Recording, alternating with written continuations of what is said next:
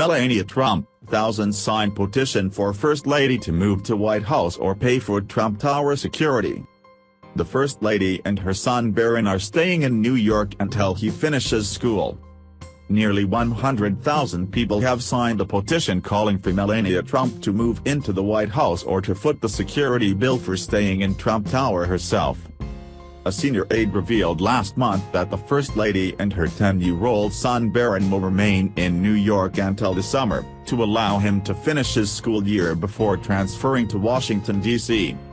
The Change.org petition has over 92,000 signatures since it launched a week ago. It will be delivered to the U.S. Senate and Senators Bernie Sanders and Elizabeth Warren once it reaches its goal of 150,000 supporters.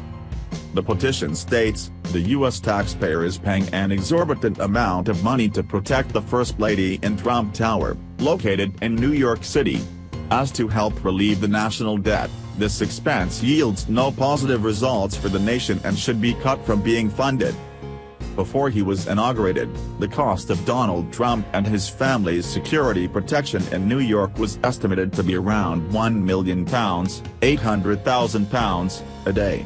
The Knight later revised this amount, revealing last month that it had cost $24 million, £19 million, to pay for the security for Mr. Trump and his family and guard Trump Tower over the 2.5-month period between the election and Inauguration Day, the New York Times reported.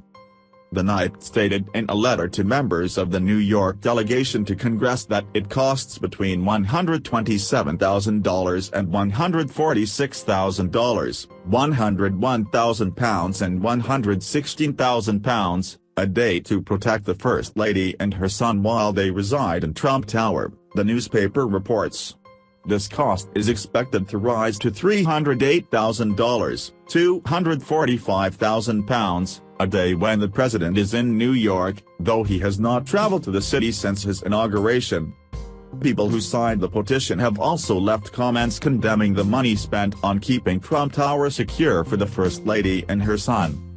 Jody Quaysnail from Wyoming wrote, "If she chooses to live apart from her husband, the American taxpayer should not pick up the tab. They can afford to pay for the extravagance of living apart. The taxpayers have provided a perfectly acceptable home which has met the needs of every other previous president." Another supporter from Rhode Island, Sheila Forsyth, wrote, "Living in the White House is what you do when you are married to the president. The tax money saved by eliminating these extra protection expenses can be used to feed junior citizens. Why is our tax money being spent on people who already have more than their fair share?" Lynn Siegel from New Jersey simply said, "Every First Lady has lived in the White House. We pay enough for Trump's golf trips.